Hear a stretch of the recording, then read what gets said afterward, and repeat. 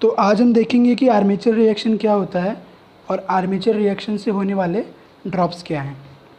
तो basically armature reaction means armature flux का main flux पे जो इफ़ेक्ट होता है उसे हम आर्मेचर रिएक्शन बोलते हैं, और आर्मेचर रिएक्शन की वजह से होने वाले ड्रॉप को हम आर्मेचर रिएक्शन ड्रॉप बोलते हैं। तो इसमें हम 3 केस स्टडी करेंगे। पहला हमने यहाँ माना है कि हमारा यहाँ पे सिर्फ मेन फ्लक्स है। जैसा कि हमें पता है कि जनरेटर के अंदर हमारा पोल का भी फ्लक्स होता है और आर्मेचर का खुद का भी फ्लक्स इंड्यूस होएगा, लेकिन हम यहाँ पे सिर्फ मेन फ्लक्स को कंसीडर करेंगे, आर्मेचर फ्लक्स को कंसीडर नहीं करेंगे। तो हम यहाँ से देख सकते हैं कि ये हमारी मैग्नेटिक फील्ड्स की लाइन है जो यहाँ से इस तरफ निकल रही है, या फिर फ्लक्स की लाइन है जो यहाँ से यहाँ जा रही है।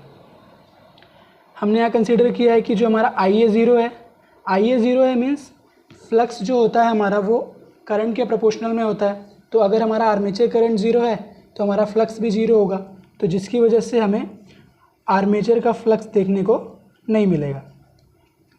अब यहाँ पे हम देख सकते हैं कि हमारा GNA और MNA एक ही एक्सिस पे है और MNA के एक्सिस पे ही ब्रश को लगाया जाता है।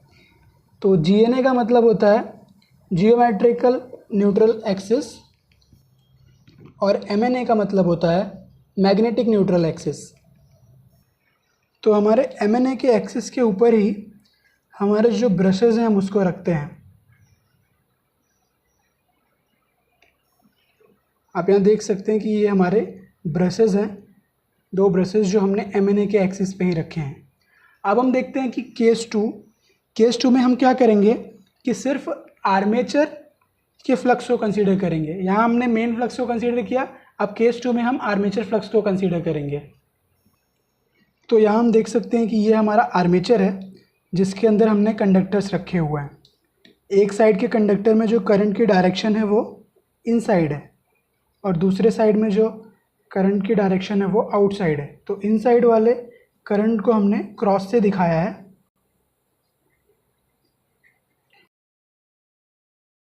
और आउटसाइड का जो करंट है उसको हमने डॉट से दिखाया है। इनसाइड करंट मीन्स करंट अंदर की तरफ जा रहा है और आउटसाइड करंट मीन्स करंट बाहर की तरफ आ रहा है। तो ऐसा कि हमने फर्स्ट केस में देखा था, हमारा जो मेन फील्ड या फिर मेन फ्लक्स का डायरेक्शन था वो इस तरफ था, इस तरफ हमारा मेन फ्लक्स जा रहा था, मीन्स हमारी डायरेक्शन जो थी वो ऐसी हो गई थी। तो अब हम यहाँ पे फ्लेमिंग राइट हैंड का रूल का यूज़ करेंगे जिससे हमें पता चलेगा कि हमारे आर्मेचर रोटेशन की डायरेक्शन क्या होगी। तो यहाँ हम देखते हैं कि ये हमारा राइट हैंड है, तो ये जो है ये हमें देगा मैग्नेटिक फील्ड की डायरेक्शन, ये हमारा करंट की डायरेक्शन है और ये हमारा रोटेशन का कि किस तरफ हमारा जो जनरेटर है वो उसका आर्मेचर रोटेट होगा। तो हमने आधे साइड में यहाँ पे देखा हुआ है कि जो हमारा करंट है वो इनसाइड जा रहा है और ये हमारे करंट की डायरेक्शन है ये वाला। तो हम इसको इस तरह से रखते हैं। तो देखिए जब हम इसको इस तरह से रखेंगे तो ये हमारा मेन फील्ड का डायरेक्शन था वो इसी तरफ है और रोटेशन हमारा इस तरफ होगा। तो इससे हमें पता चलेगा कि जो हमारा रोटेशन है वो इस तरफ आ रहा है। तो हमने रोटेशन की डायरेक्शन तो फाइंड कर ली, अब हमें फाइंड करना है कि आर्मेचर कंडक्टर्स के अंदर हमें फ्लक्स की कौन सी डायरेक्शन मिलेगी। तो इसको फाइंड करने के लिए हमें स्क्रू मेथड का यूज़ करना है। तो स्क्रू मेथड में क्या होता है, मान लीजिए हमारा कंडक्टर है और इसमें जो हमारा करंट है वो अपवर्ड फ्लो कर रहा है, तो हमारा थंब जो होगा वो करंट की डायरेक्शन में होगी और ये जो हमारी उंगलियां हैं ये हमें देंगी फ्लक्स की डायरेक्शन। तो हमें इसको इस तरह से होल्ड करना है। तो अब हम देखते हैं कि हमें आर्मेचर में कैसे पता चलेगा कि फ्लक्स का डायरेक्शन किस साइड है। तो हमने जैसा देखा कि यहाँ हमने क्रॉस का यूज़ किया हुआ है। क्रॉस का मतलब है कि जो हमारा करंट है वो अंदर की तरफ जा रहा है। तो हम क्या करेंगे, हमारा ये करंट का डायरेक्शन था ये फ्लक्स का, तो इसको ऐसे रखेंगे, अंदर की तरफ जा रहा है मीन्स हमारा फ्लक्स की लाइंस इस तरफ जाएंगी, करंट इनसाइड फ्लक्स इस तरफ। तो हम देख सकते हैं कि हमारा जो फ्लक्स का लाइन है यहाँ पे ये इस तरफ जा रहा है ऊपर की तरफ और यहाँ घूम के ये नीचे आ गया। अब सेकंड इसी तरह से यहाँ हमारा डॉट है मीन्स हमारा जो करंट है वो आउटसाइड आ रहा है। तो करंट आउटसाइड मीन्स इस तरह से रखेंगे, ये करंट आउटसाइड और फ्लक्स की लाइन्स ये, तो भी इस तरफ आएगा ऐसे, तो फ्लक्स इस तरफ मूव करेगा।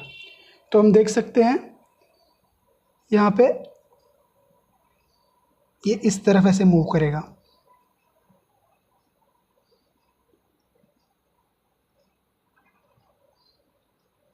यहाँ दोनों फ्लक्स की डायरेक्शंस को मैंने अलग अलग मार्कर से दिखाया, तो देख सकते हैं कि इस तरफ ये इस तरफ यहाँ डाउनवर्ड साइड आ रहा है और इसके लिए ये इस तरफ से डाउनवर्ड साइड आ रहा है। तो इस तरह से हम डायरेक्शन फाइंड करते हैं स्क्रू मेथड का यूज़ करके। अभी हम देख सकते हैं कि हमारी जो सारी फ्लक्स की लाइन्स है वो यहाँ पे आके GNA MNA के पैरेलल हो जा रही है।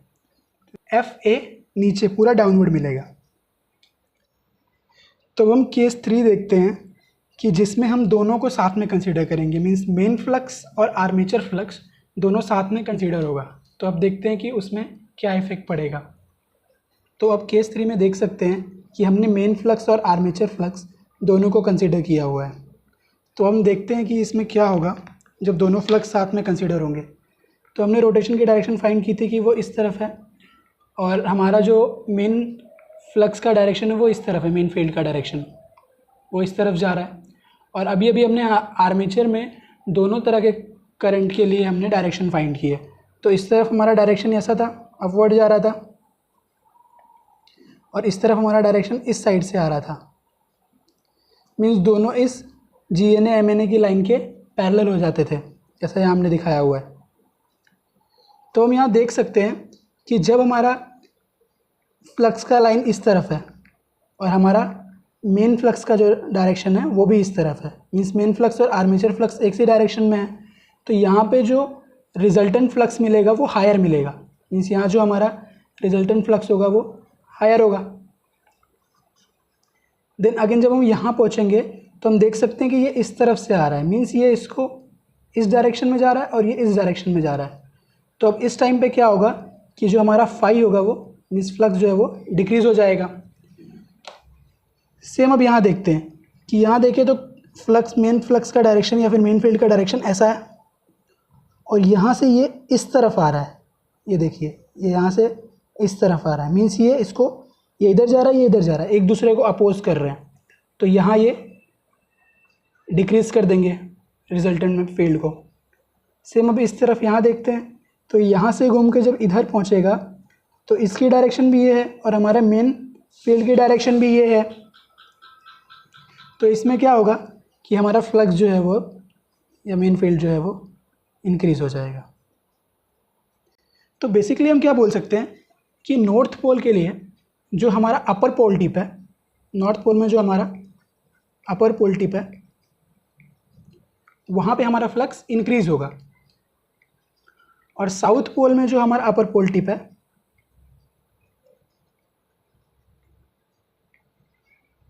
वहाँ पे हमारा फ्लक्स डिक्रीज़ होगा।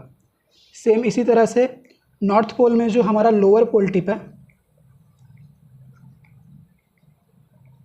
वहाँ पे हमारा फ्लक्स डिक्रीज़ होगा, और साउथ पोल में जो हमारा लोअर पोल टिप है वहाँ पे हमारा फ्लक्स इंक्रीज़ होगा। तो यहाँ पे हमें फ्लक्स ज़्यादा देखने मिलेगा, इसमें हमें यहाँ पे फ्लक्स ज़्यादा देखने मिलेगा।